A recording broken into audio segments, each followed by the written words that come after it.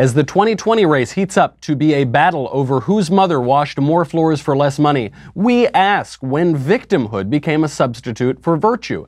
Fortunately, we are joined by Peter Boghossian and Jim Lindsay, authors of the infamous Grievance Studies experiment that got papers on human reactions to rape culture and queer performativity at urban dog parks in Portland, Oregon, published in peer-reviewed academic journals. Then Kamala Harris flip-flops on Medicare For All in record time. She really is Hillary 4.0. Finally, some bad pop culture and voter fraud in Texas. I'm Michael Knowles, and this is The Michael Knowles Show.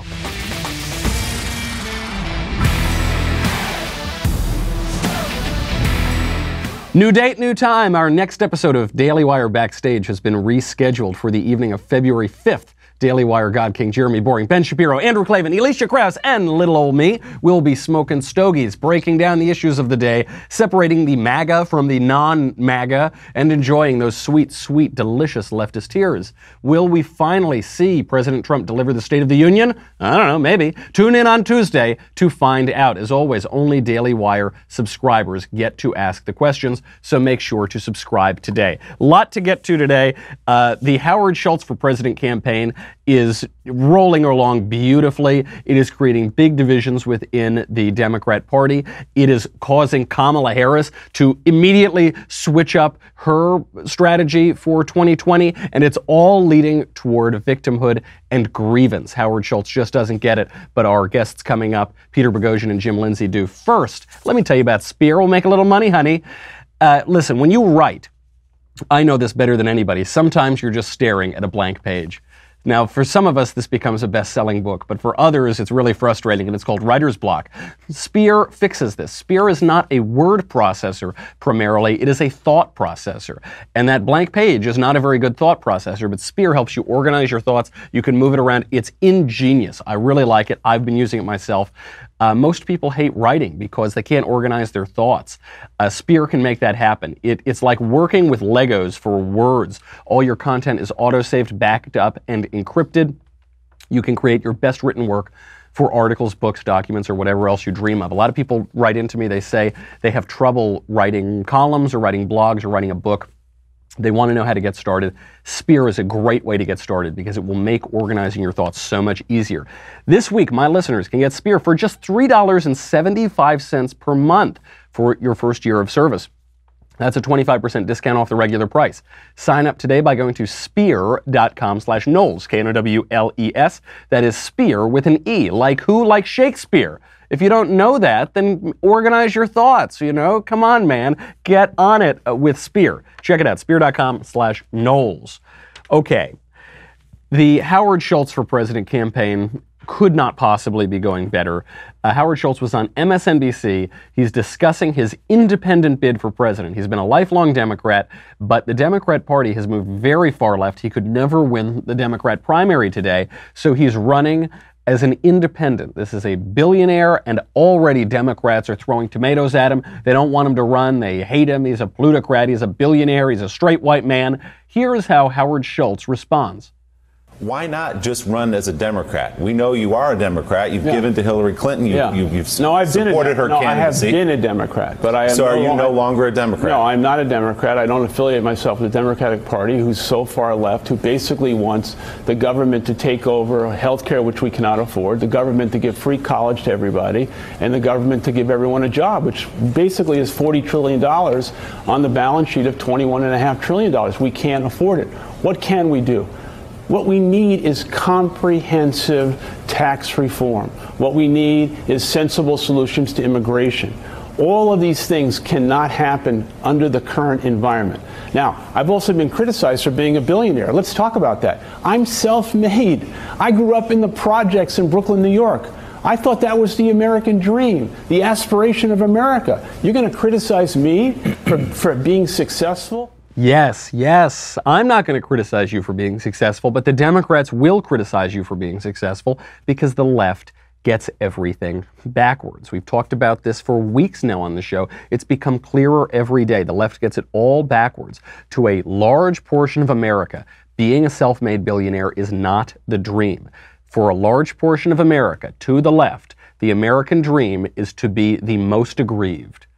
It is to be the biggest victim, to check off all the victimhood boxes. That is the dream. That is what people are trying to do now. There are a lot of people who were born into immense privilege who pretend that they weren't. A great example of this is Alexandria Ocasio-Cortez. She grew up in a nicer town than I did. She grew up right next door to where I did, a very affluent county, one of the richest in the country. She grew up there from the age 5 all the way up through college. She attended a private college. According to her voting records, she lived in ritzy northern Westchester until just 2 years ago. And what does she do? She pretends she's Jenny from the block. It's not my phrase. She tweets it out. She says, I'm still Alex from the Bronx. She's pretending that she's had a worse upbringing, a worse education, a more difficult, aggrieved experience of life than she has, because people are ashamed on the left of success and privilege. And so they even flip humility and modesty. True humility does away with false modesty. But what these people are is really prideful. They're really prideful, and they don't want to admit the privileges that they've had. They don't want to be thankful for it. They don't want to aspire to even greater privileges. They want to flip it. They want to say, no, I didn't have any leg up in life. No, I didn't. No, I had it really hard. My mother washed more floors for less money than your mother did. That's what they all say. They've flipped success and victimhood, and victimhood today carries a cachet. This is why, when you look around at college campuses, there has been a whole, what's called the campus rape epidemic.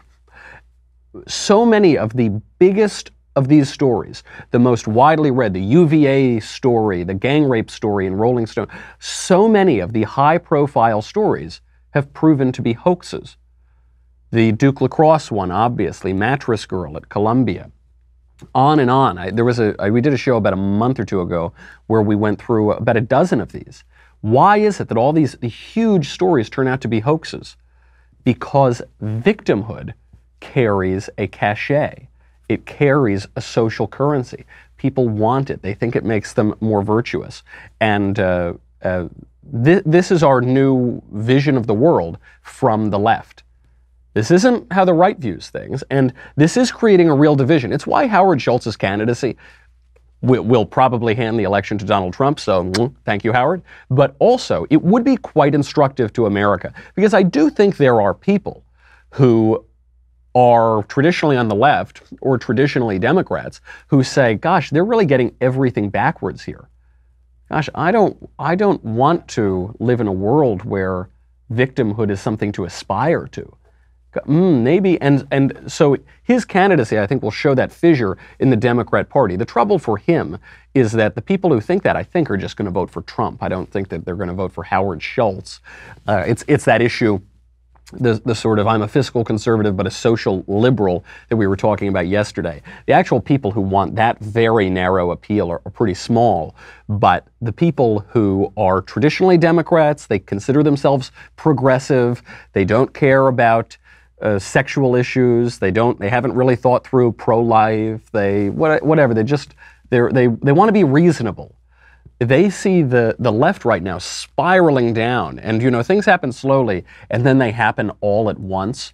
And I think we're seeing the all at once part of that now. You had over time the cache identity politics, multiculturalism.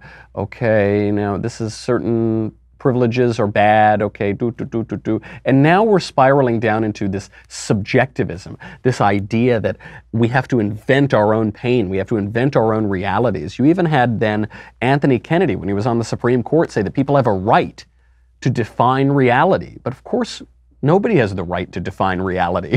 You're entitled to your opinion, but it might be incorrect. You don't get to define it, and you certainly don't get to define it for everybody else. We're seeing that all at once, and it leads us into grievance studies. This is a phenomenon that's happened at colleges where they're not studying history, philosophy, English, whatever, math. They're studying ethnicity and gender studies. And it's really just ideology. It's not a traditional academic discipline. And it becomes more and more ridiculous. My guests coming up, Peter Boghossian and Jim Lindsay, submitted a number of academic papers to peer-reviewed academic journals, and 7 of them have been accepted. I think another 7 of them were accepted but not published, or revise and resubmit, or whatever. Actually, even more than that. Only a few of them were rejected before, I think it was actually a conservative journalist pointed out that these were probably fake, and they exposed a major flaw in the academy, a major flaw in our grievance culture. We will get to them in just one second, but first, let's introduce a new sponsor and thank our new sponsor for keeping the lights on in the show on the air. Valentine's Day is fast approaching, so you need to know about Halo. You need to check out a product called Indulgences.store. Indulgences, not .com, .store. What are you going to do for Valentine's Day? I've been caught on this. Flowers often are disappointing. They're way overpriced by Valentine's Day. They often come and they're all wilted. They only last for a few days. So then you say, okay, let me get some chocolates or something. But then you hear, I can't eat chocolates. I'm too fat. They're fattening. I'll only eat one, then you throw out the rest of the box. This year, do something original and indulgent for Valentine's Day, something that rings the bell at Indulgences.store, not .com, .store. You can, together with Halo Healthy Tribes, see an indulgent line of hot beverage mixes. You just add water for some of the most sumptuous mugs of hot cocoa and other flavors. They have Mazaru, matcha, yogi goji, pink velvet, whole latte lovin'. Ooh, I love me a good pun. I love it almost as much as I like a mug of cocoa. It's great. It's 100% natural. It's no added sugar. They're loaded with MCT oil in addition to being 100% natural. They're just terrific. OrganicAuthority.com called MCT oil the newest healthy fat nutrition craze. It's just, they're really advantageous for you and for your health. They bypass the small intestine. They're metabolized directly into the body. It's similar if you've heard of bulletproof coffee. The MCT oil is the driving ingredient there. These indulgent beverages are available in Valentine's Day gift packages starting as low as $39, but step up and be a man. Indulge her with all 6 flavors or save even more and enroll her in the subscription program to get 12 additional flavors. It's just great. If you enter COVFEFE, C-O-V-F-E-F-E at checkout, you save 10%. If you order before February 3rd, you'll also save $5 off shipping and handling. Act quickly, save money, get the Valentine's Day gift covered. She will love it. It'll last for a month. Indulgences.store. Promo code COVFEFE, C-O-V-F-E-F-E, 10% off. Indulgences.store. Do it now. Don't be caught on Valentine's Day. Promo code COVFEFE, C-O-V-F-E-F-E. That's Indulgences with an S at the end, .store. Let's get to our guests. Peter, Jim, thank you for being here. Hey, thanks. Thanks for having us on. You two are my heroes. And I should point out, you're not conservatives. Nope. You're not Christians. Nope. You are both left-wing. Yep. You are both atheists. Correct. That is absolutely correct. And yet, we agree. We completely agree. You are an inspiration to me because what we're talking about is reality. All right. You guys have very different views of reality than I do. Religious truth, political reality, and yet we're at least talking about reality. And that's the big difference here between us and the intersectional crowd who believes that a paper titled Human Reactions to Rape Culture and Queer Performativity at Urban Dog Parks in Portland, Oregon could be a real peer-reviewed academic paper. Not only, but also honored for exemplary scholarship in feminist geography. Congratulations. Thank you very much. We should explain to people who don't know what peer review is, what peer review is. So peer review is a system where where academics want to make sure that scholarly research is up to scratch.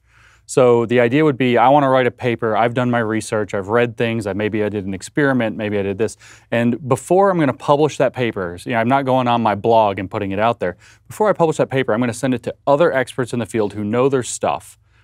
Ideally, they're not going to know who I am, I'm not going to know who they are, so there's no conflict of interest involved. That's blind peer review, which is the standard now. And they're going to go through my paper and they're going to say, this part's okay, this part's bad, this part needs fixing. Have you considered these insights? Did you use the right statistical methods? Did you use the correct logic to get to the conclusion? They're going to go through and pick my paper apart for everything that's wrong with it while giving some constructive, positive feedback as well. And then I'm going to have to fix up my paper and make sure that other experts in the field, at least 2, sometimes 4 or more, are going to check off and say, yeah, this paper actually meets scholarly credentials and deserves to be published as scholarship. And then they'll make a recommendation to the journal editor who says, real experts that know this field well recognize this as a contribution. And so papers that have passed peer review, that have been accepted as a genuine contribution to scholarship, written by you guys under pseudonyms, would include, who are they to judge? Overcoming anthropometry, and a framework for fat bodybuilding, as well as going in through the back door, challenging straight male homo hysteria and transphobia through receptive, penetrative sex toy use. Yeah, that one's got a lot of big words. Let me sum that one down for you a little bit, boil that down. It was that straight men are transphobic, clearly, and they can fix that by putting things in their butt. And they thought this was a great idea. It's brilliant. I mean, it's such a genuine contribution. And you guys, you're a mathematician. Yeah. You are a philosopher. Right. You are in the No academy or background in the refugees field. from the academy. Right. Yeah. Are you experiencing professional kickback from this? You published this hoax. Right. It had to be done. You are exposing this shallow, ridiculous academic culture. What's the ramification? Well, many people have been incredibly supportive, and many people from all across the political spectrum. I'd get, for example, emails. It might seem odd that I, as an evangelical Christian, are writing in support of the author of a manual for creating atheists, but I want to say that I support you, or conservatives will chime in on that. So there has been a lot of support. The administration is, one might say, not too happy with this. They're less supportive. They're less, thank you. That was lovely. There's a wonderful politic answer. They're less supportive of me in this context, yeah.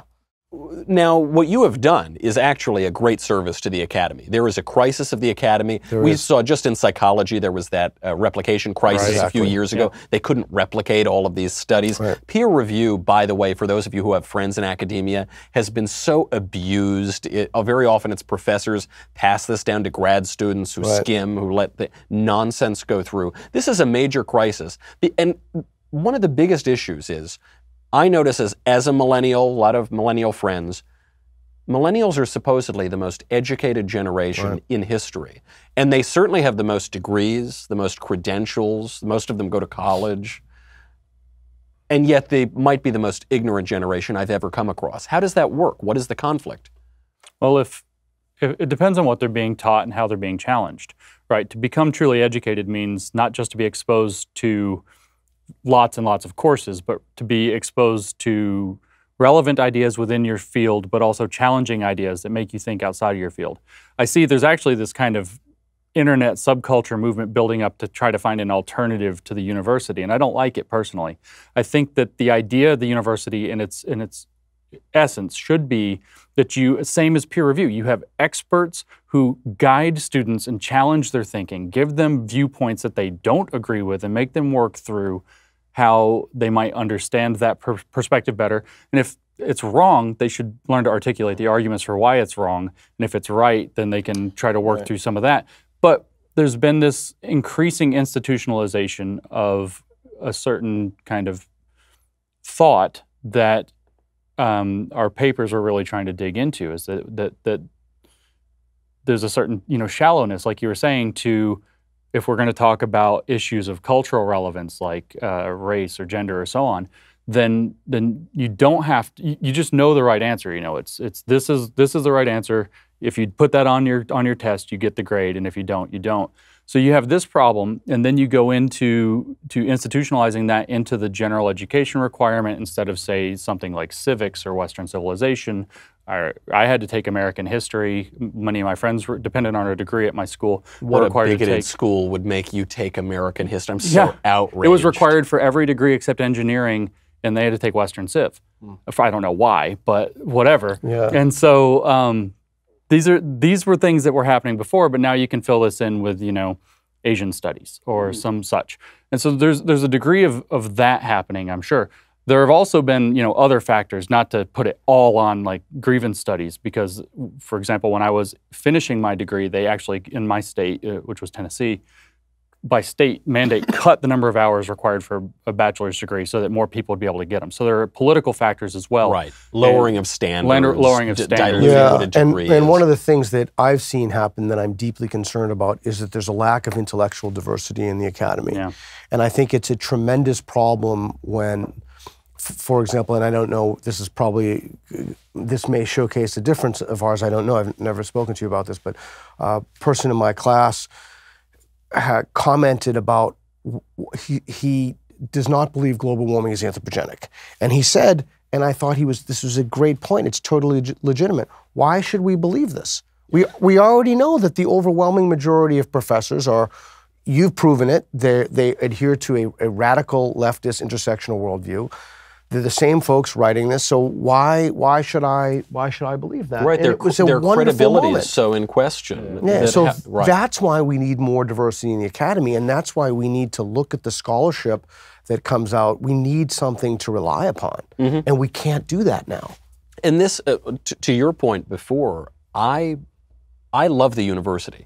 I like the idea of the university, to use John Henry Newman's phrase. I don't want to give up the university to these lunatics who are attacking it from within. So you've come in and taken a stand, and it's worth pointing out, too, what Grievance Studies is, because you come from philosophy, you come from mathematics, I majored in history.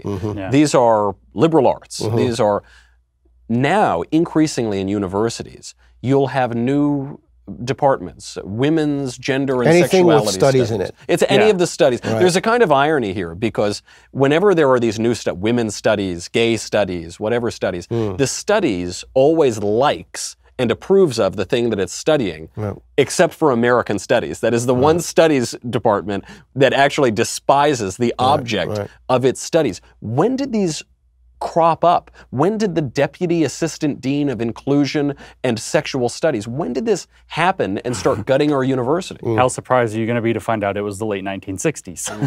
There were a lot of things going on around that time. But really, that was part of it. There was the big cultural kind of change that was happening in the late 60s and going into the 70s, following civil rights and all of this.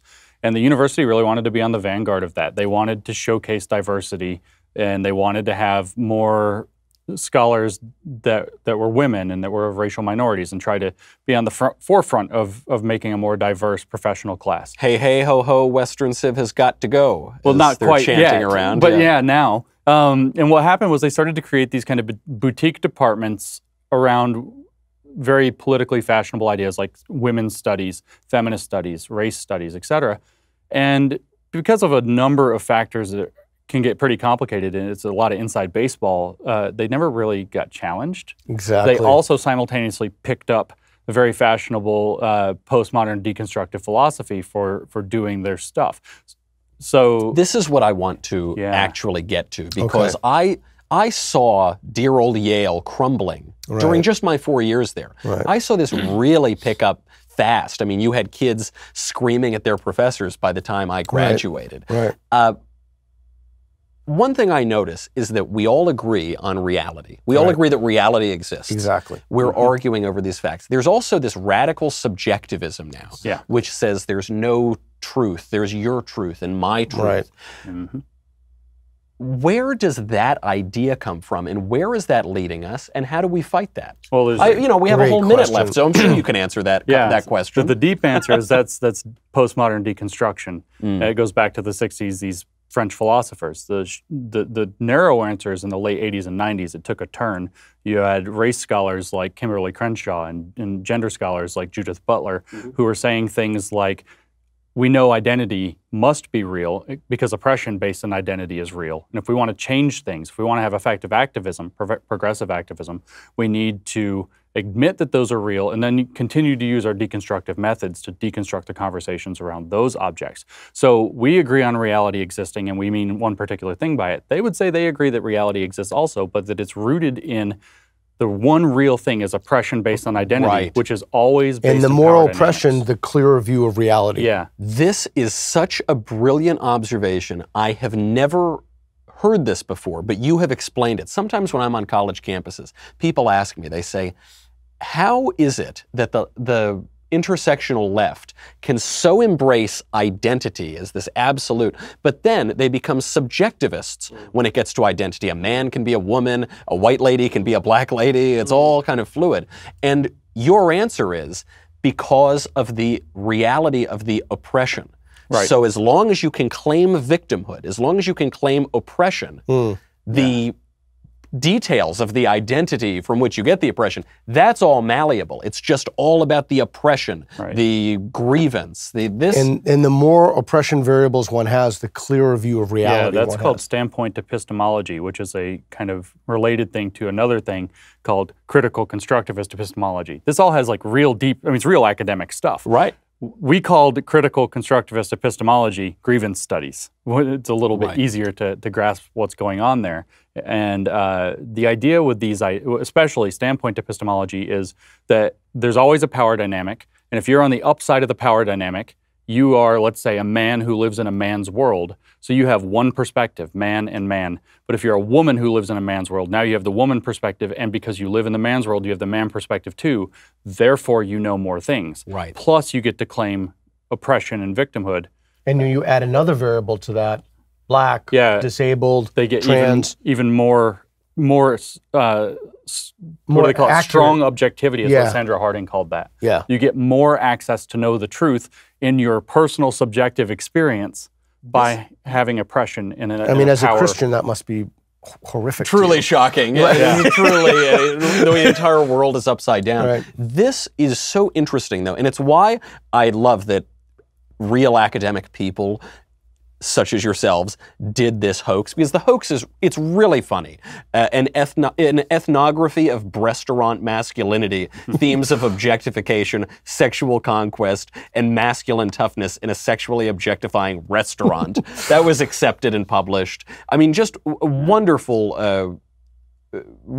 Our struggle is my struggle. Solidarity feminism as an intersectional reply to neoliberal and choice feminism. This is a chapter of Mein Kampf. That's a chapter of Mein Kampf by Adolf Hitler. Right. I mean, these are really funny, but it's not just a ha-ha, look how ridiculous the other side is. Right. They do have a coherent train of thought. Yeah. Absolutely. And that's just perverse. These aren't even actually hoaxes. We started with hoaxes. We failed to get hoaxes in. The first 6 papers we wrote all failed. They couldn't get in. So we started to actually learn how they think and write the papers in accordance with what really is grievance studies. We became grievance scholars ourselves, in a sense. And we learned to think like they do. We understood their comic book universe where, sometimes people can fly or whatever. And we wrote accordingly. And then we uncovered some pretty serious issues. So they have this tight ecosystem in coherence. In philosophy, we call it coherence theory. All these nodes in a matrix of belief, they all cohere together, and it does make an ecosystem. And the Batman, Superman, or it's like DC in the Marvel. Batman universe, right? Batman can do a lot of cool stuff, but he can't fly. So if you wanted to write a fan comic and you make Batman fly, everybody's going to be like, "What? He needs like a hang glider or something." Right. Of course, yes, and this. Unfortunately, we're out of time, and I have to let people know where to find you. On Twitter, @Peter Boghossian. Jim, you can find on Twitter, @ConceptualJames. There's a documentary coming out, I think. There's a documentary. It should be later this year. Mike Nana. Mike Nana's doing a documentary on this, which is, I'm glad you brought this up here at the end. It isn't a hoax. What you have done is gone in, identified not just how the grievance studies illogic thinks, but you have gotten these papers peer-reviewed and published. And recognized for excellence. Recognized for excellence. You really, it is outrageous to call it a hoax. You could call the whole field a hoax, but you couldn't call what you have done a hoax. It is so important, if we want to combat this nonsense, if we want to try to save the university, save liberal education, you have to be able to actually understand how these people think, how they have gone so wrong in their trains of thought. Only then can you come back and get back to a sane reality. We very much want to restore confidence in the academy, and that confidence and trust has been eroded not only in the peer review system, but in the whole academy. The whole institutional structure. I think you're doing God's work, both of you atheists. Thank you so much for being here, Peter. Jim, we got to go. Great to have you. Thank you so much. Great, thank you. Those are the first guys who could explain to me some of the contradictions within the intersectional left. I hope people pay attention to them, because they've really got an insight here that explains so much of the craziness and all the shrieking kids on college campuses and all the other nonsense flitting about our culture. We've got a lot more to get to. We've got to get to Kamala Harris, that seductress Kamala Harris, launching her political career, apparently, with a married man. But before we get to that, it's time for you to get on the right side of history, which is in fact the title of Ben Shapiro's new book. It officially hits stores March 19th, but if you go to rightsideofhistory.com, you can order your copy right now before they sell out. Do it. You will thank me later. It pains me to say nice things about Ben earnestly on the show, but I have to do it. The book is very good. The book is really, really good. I read an early draft of it, and so he's, I think, even punched it up a little bit since then, and it was excellent. I read all these books that come out, all these popular books, many of which are not very good, and Ben's is like the answer to that book. I hope it sells a zillion copies. It would be really helpful to the culture, so go check it out. Okay, I won't say any more earnest, nice things about Ben. Go to dailywire.com. So much more to get to, but you got to go. It's $10 a month, $100 for an annual membership. You get me, you get the Andrew Klavan Show, you get the Ben Shapiro Show, you get Ask Questions in the Mailbag, you get the Matt Walsh Show. It has questions on Backstage, which is coming up. You'll get to ask, get your mailbag questions in, by the way, for tomorrow. You get to see Another Kingdom. You get everything. You get this. This is the, you know what this is? This is the Pike Place roast of leftist tears. This is that Howard Schultz is going to reelect Donald Trump and spoil it for the Democrats, sort of, You know, some people say that Pike Place is bitter. I think it's just perfectly sweet. Yum, yum. It's sweet and salty in the leftist tears tumbler. It's like kettle corn of some sort. Go to dailywire.com. We'll be right back.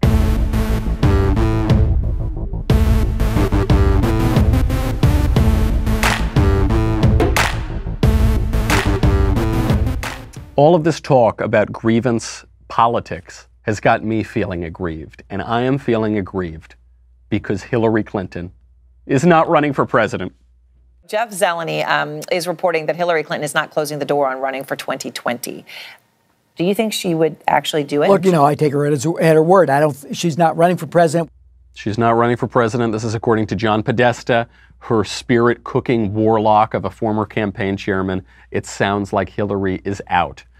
Now, of course, when Hillary Clinton says she's not running for president, there's still a 98.8897% chance that she is running for president, because Hillary Clinton has been running for president since she was 5 years old.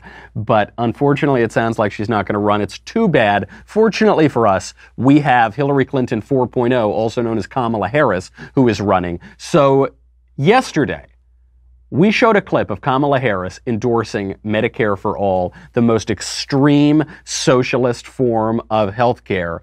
Here is her endorsing it with Jake Tapper. Just to follow up on that, and correct me if I'm wrong, to reiterate, you support the Medicare For All bill, I think initially co-sponsored by Senator Bernie Sanders. You're also a co-sponsor on it. I believe it will totally eliminate private insurance.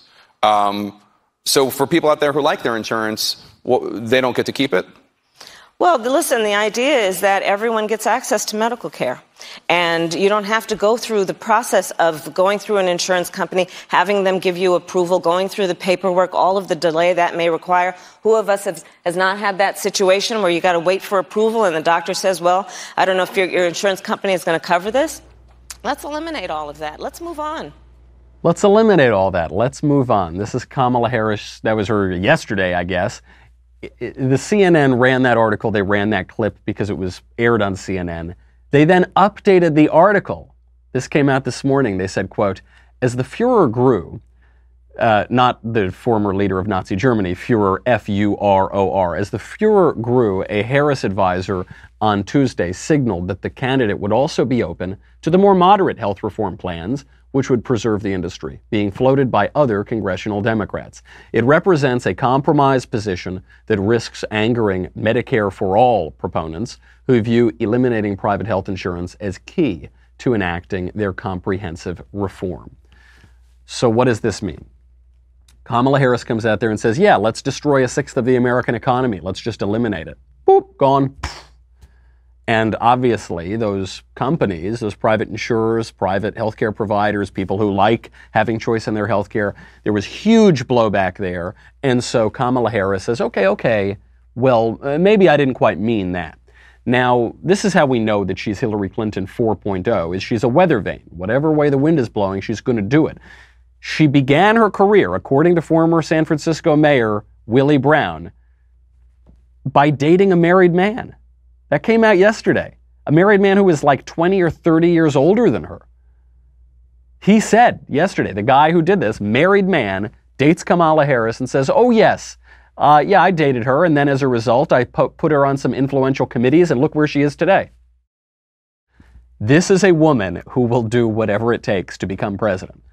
The kind of woman who launches her career that way with an older married man is the kind of person who will do whatever it takes. And so maybe that means tacking all the way to the left, if that seems like the way that the winds are blowing. Maybe that means moderating 24 hours later, if that's the way that the winds are blowing. Obviously, it is crazy. It's crazy to eliminate a sixth of the economy, to take that over. CNN is actually correct in its coverage. The Medicare for All, so-called, the socialist healthcare advocates, they do view any private insurance as an impediment to their utopian solution, to their plan. I mean, they are radicals. They are Jacobins. They are the ones who are speeding, hurtling toward a totalitarian utopian future. And so they see if anyone else has any control over healthcare, be it the patients, be it the doctors, be it the insurance providers, be it any market forces, that is an impediment to them having total control over your health. And if you've got control over people's health, you've got control over people.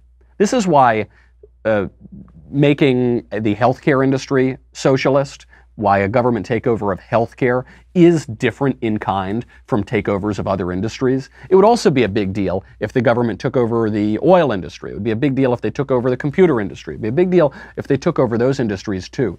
Healthcare is something special because it's about your life. It's about life and death. It's about your health. And if they have control over that, people don't always make the most rational choices. They don't always. This is actually how these socialists have been able to infect the healthcare system, is they say, well, the markets for buying a new computer, or the markets for buying a new car are very different from the markets when you're deciding which medical tests to take.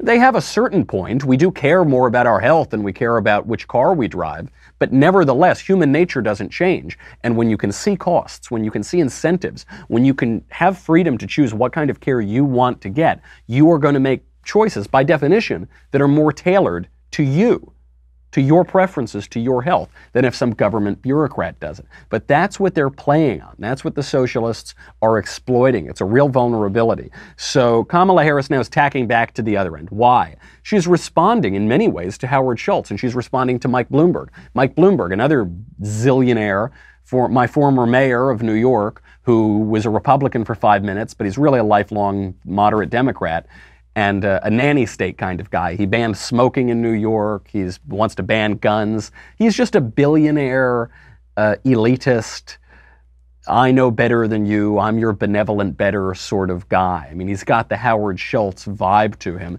And he says, quote, I think you could never afford Medicare for All.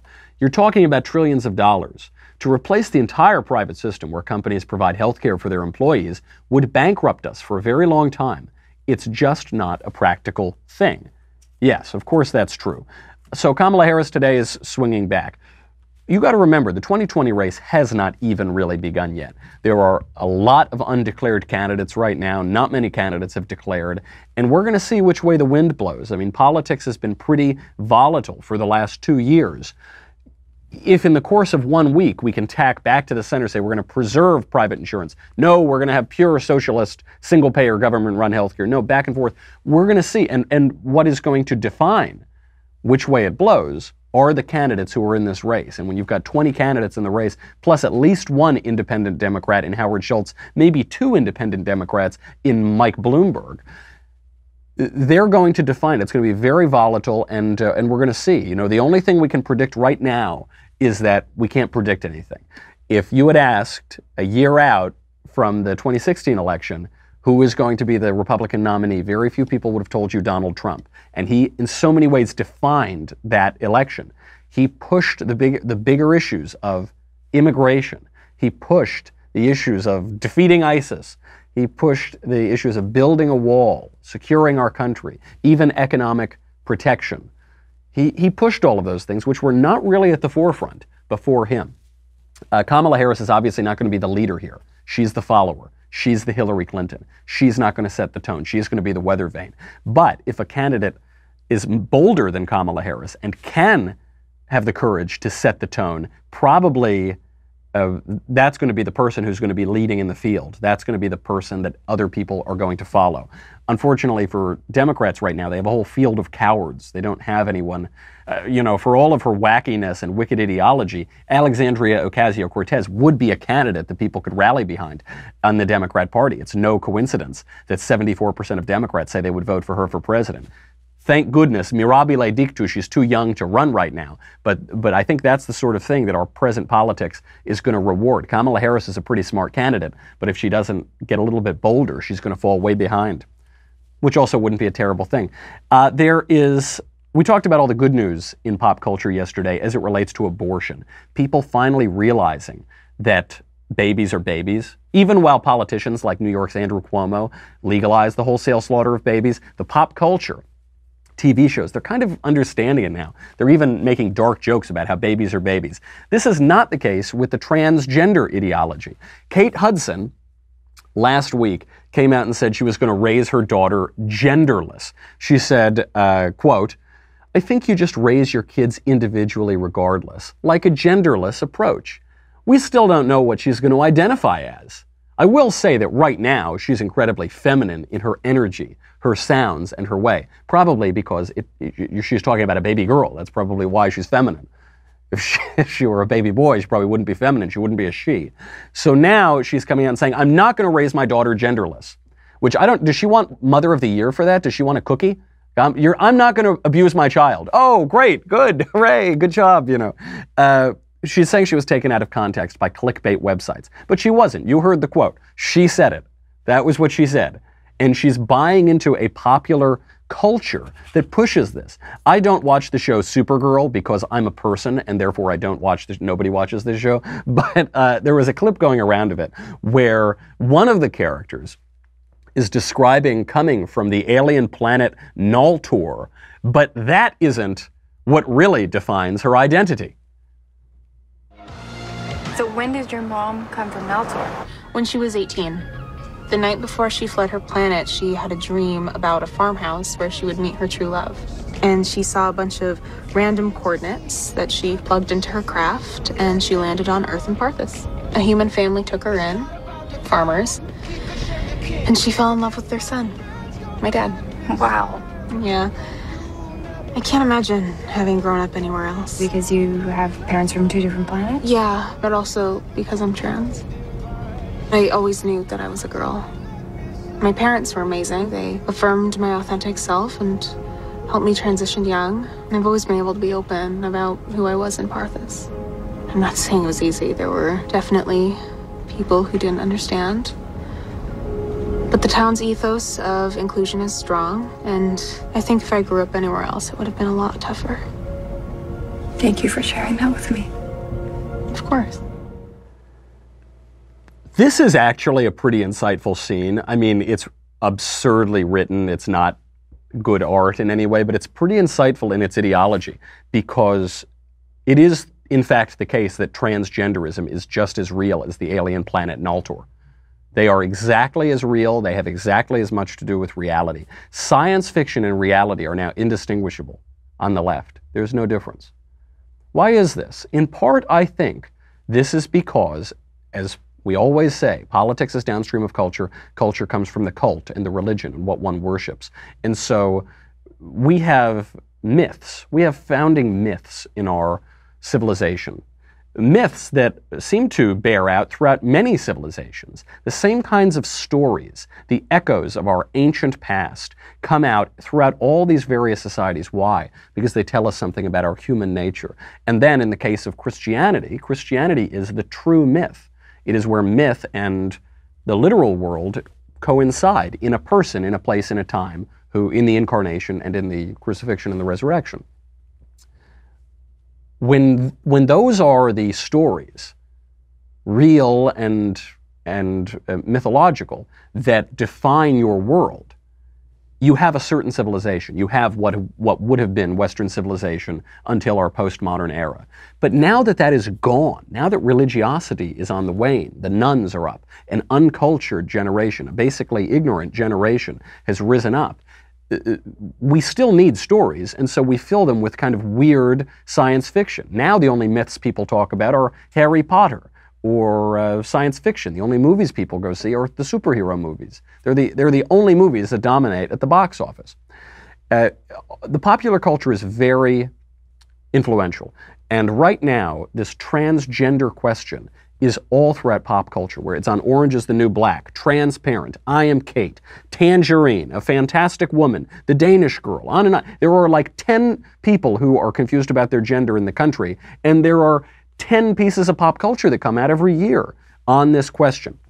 When the culture is saturated, people become numb. So now, it seems perfectly normal. It seems perfectly normal to, I mean, first of all, that isn't a transgender girl or man or any, that's a female, that's an actress that's talking about this. But it becomes numb. We say, oh, there's really no difference between men and women. And so we start confusing children.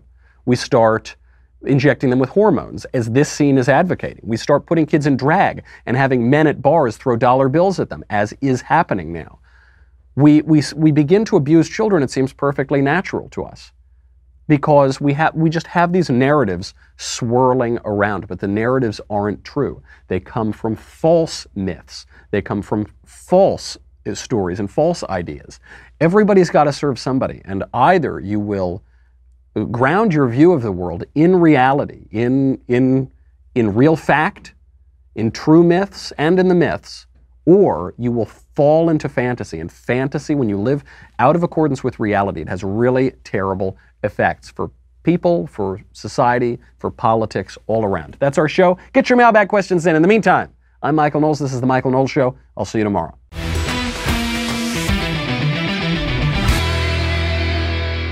The Michael Knowles Show is produced by Robert Sterling. Executive producer, Jeremy Boring. Senior producer, Jonathan Hay. Our supervising producer is Mathis Glover. And our technical producer is Austin Stevens. Edited by Danny D'Amico. Audio is mixed by Dylan Case. Hair and makeup is by Jesua Olvera. Production assistant, Nick Sheehan. The Michael Knowles Show is a Daily Wire production. Copyright Daily Wire 2019.